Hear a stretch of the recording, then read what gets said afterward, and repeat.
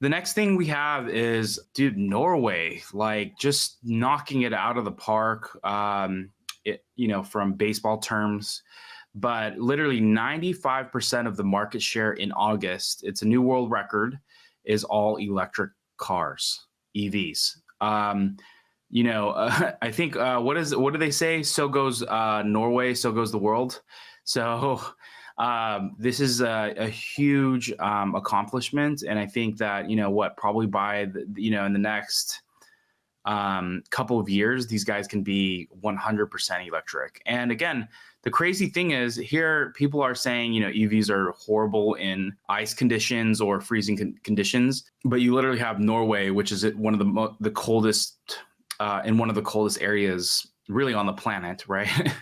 And they are like 95% electric as far as, what's being sold into the country now. So 94 is pretty staggering. What's funny is they have a goal set for 2030 and it looks like they're going to eclipse that before then, which is I think Tony Seba kind of predicted we would be where we are right now. So that's very interesting. But yeah, what Norway is doing is a good test bed for the rest of the world, and hopefully people are taking notice, because you get a lot of Jeff's favorite word, capitulation, from the other automakers, and they're backtracking and doing whatever they can to kind of get out of it. You see what's happening with Volkswagen and all this stuff. We'll get into that later, but it's like, it's not electrification, it's the vehicles that you're making. You know what I'm saying? It's like, it's not that people don't want to go electric. It's just that, for one, it's education. You got to give people the right information about electrification, and you got to make good vehicles. So I think it's very interesting, and that's a very telling, especially knowing that the Model Y is like number one over there as well. So yeah, 94% is outrageous. It's ridiculous. How did you get that high? They don't even have every class of vehicle covered yet. And there are going to be use cases that are going to be harder to electrify that don't make as much sense. What they do have going for them is they're not they're not waging any trade wars. If you make a good electric car anywhere in the world, you can sell it there. And they're happy to buy it. They're happy to put it on the road. And it is because of early movers, it is because of early adopters that the rest of us can enjoy low prices. If it wasn't for all the people buying, $100,000, $130,000 Model S's and X's, we wouldn't have a $35,000 to $38,000 Model 3. You can't get there without taking those steps. And because electric vehicles are so much simpler, because there's so many fewer parts, because battery prices are still coming down, there's room for EVs to get even more affordable over the coming decade, thanks in huge part to early adopters. And that's what I think we're seeing. I would say that, while on the one hand it is really exciting, I also want to just point to some statistics or some facts that help us to put it in context and not be quite as enthusiastic about it. So one is that they've achieved this transition through both a lot of carrots for people to buy EVs and then a lot of sticks for people who want to buy ICE vehicles. Whatever you want to say about that. But this is not necessarily just the EV technology winning on its merits purely over ICE vehicles. And so this is kind of an early indication of an overall trend that I do believe is going to play out over time, is that we will see, EVs just basically dominate ICE vehicles almost in every niche on a cost and technology basis. But we're not quite there yet. Like Brian mentioned, there's a lot of vehicle types that are difficult to do that in. And so that is something that will come. And then the other thing is that I'm not sure what percentage of those vehicles were also hybrid or plug-in hybrid in Norway. So if anyone knows what that percentage is, that helps us to put this statistic in context a little bit further. But it is exciting to see where we're at now with the penetration of EVs in Norway. And like I said, while it is probably one of the markets that's earliest to reach a milestone like this, it does signify an overall trend that does move in this direction over time. Yeah, I think you make some good call outs, Hans, on that. So yeah, I think it's always good to kind of make sure, you know, you look at it holistically. So Tesla has been stricken with brand damage, and we all know this. Nobody wants the vehicles. Everybody's selling their vehicles.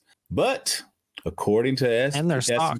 and their stock, everybody's selling their stock. You know what's wild about this is I literally was at an event this past weekend, and there was a guy who walked up to me and he was telling me like this very thing. And I had just added this to our chat. So I had it pulled up, and I was like, you know, that's not necessarily true. He goes, yeah, I know everybody's selling. And I was like, well, according to this report, you know, I mean, there's things are not so bad as it seems. Like Tesla's still number one as far as brand loyalty goes. And I think that says something. I think like especially on X, we're in a bubble and we kind of see these things in a vacuum, right? Where it seems like, oh man, everybody hates Elon and everybody loves Elon. And, you know what I mean? But in the broader spectrum of the world, like, I can't tell you how many times a day people approach me and wonder what the heck it is that I'm driving. And you would think that everybody knows what a Cybertruck is by now, but it's just not on people's radar like that. And I think that goes along with the whole adoption thing, right? We are looking at people that don't even know certain EVs are out versus what is available to them to even purchase. So to think that they're going to transition to EVs when they don't even know that there are these type of EVs is kind of like, we kind of have our heads in the sand in that regard. So I look at that and I look at this with the brand loyalty, and it's just like, man, once people start knowing about Tesla and knowing about like just EVs in general, like this is just going to get bigger and bigger and more. Well, I would say that there is brand damage. I've met people who are just furious now. They won't buy another, or now they're on the fence, whatever.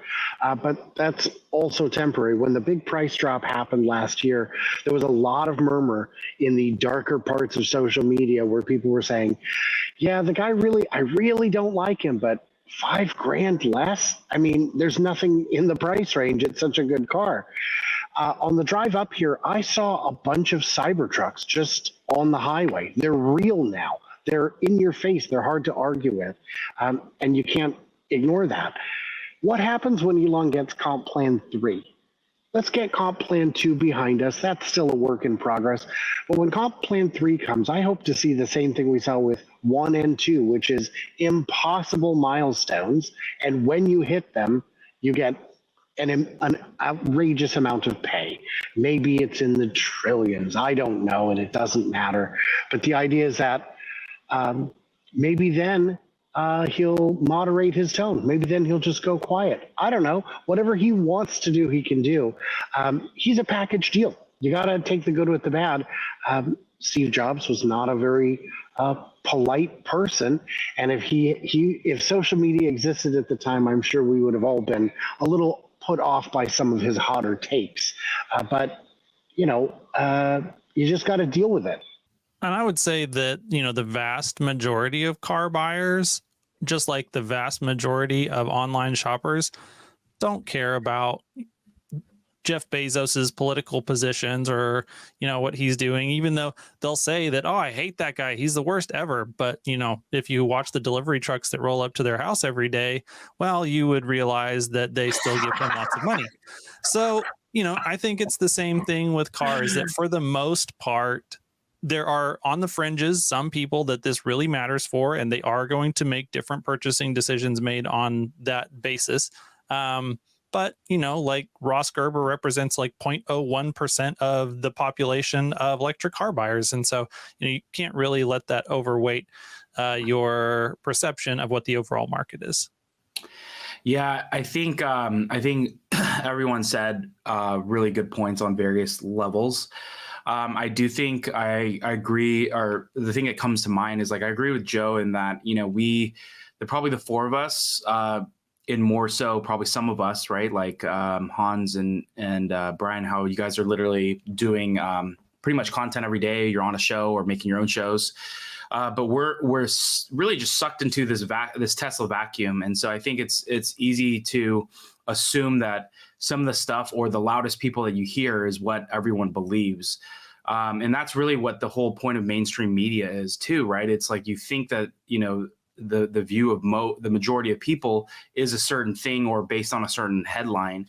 And as we've seen, at least since I've been following Tesla since 2018, it's the exact opposite. I do think, especially living in the Silicon Valley, there's brand damage as far as like, yes, there are those people who, as Brian was saying, who will not buy another Tesla, who've sold. And they typically tend to be the loudest.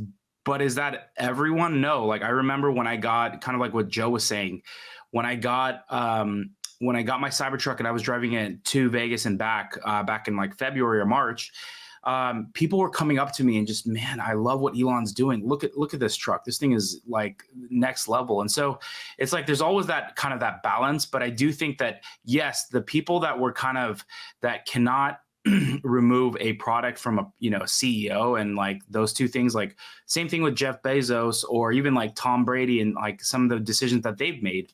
I mean, literally, like Jeff Bezos is literally with a girl that he cheated on his ex-wife with. I mean, it's like Tom Brady is the same thing. The dude left his wife when she was pregnant. I mean, like with another girl. So it's just one of those things. It's like, if you are gonna, be true to those things, you can't have it both ways, right? Are you still a Tom Brady fan? Are you still, as we were saying before, it's like, Amazon's still delivering things to the front of your house. So it's just, but I do think that, yes, there has been from Elon being more vocal. Yes, I do think it's driven a couple people, but is that the vast majority? Not necessarily. It's probably, as we said, it's like that, maybe that 1% or whatever, maybe even at a high level, 5% of potential new buyers, but it's not 60, 70%. I mean, otherwise you would see the results would speak for itself. But more importantly than all of that, even if someone doesn't buy a Tesla per se, Tesla is no longer, solely focused on car sales. They are here to build robots, AI, solve autonomy. That is what they're focused on. And ultimately, at least from what I've seen in Legacy Auto, they are going to be buying the software from Tesla no matter what. I mean, they don't have a path forward. They realize that they're going to be, number 3 to 10 in the market.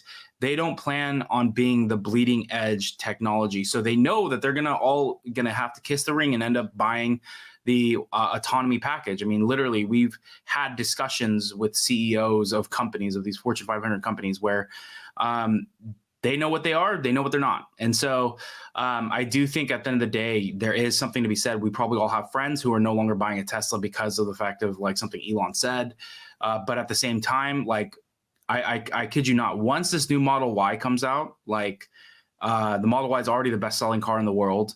But the new Model Y, what I've seen happen from the old Model 3 to the new Model 3, the car is night and day, and it is such a beautiful product. And I think that once people see this new Juniper Model Y, they're going to go bonkers over it because, again, you're talking, whatever a young child to a teenager or adult, like this, the new Model 3 has matured in every facet. I mean, they have literally created such an amazing product. And I'm not just trying to oversell that, but I'm really looking forward to, what's next. So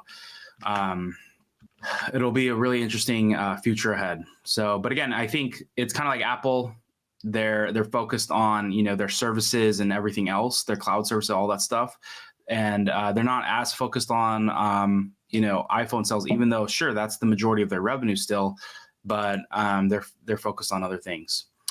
All right, so Tesla Chan reported out Tesla China delivered 87,000 units in August. That's a 17% year-over-year growth, with domestic sales exceeding 63,000. In addition, Model Y's retail sales exceed 45,000 units, making it the most sold new energy vehicle per month. That is crazy. Tesla China is just killing it. And it looks like the majority of it is being sold in China as well, and not just necessarily being shipped elsewhere.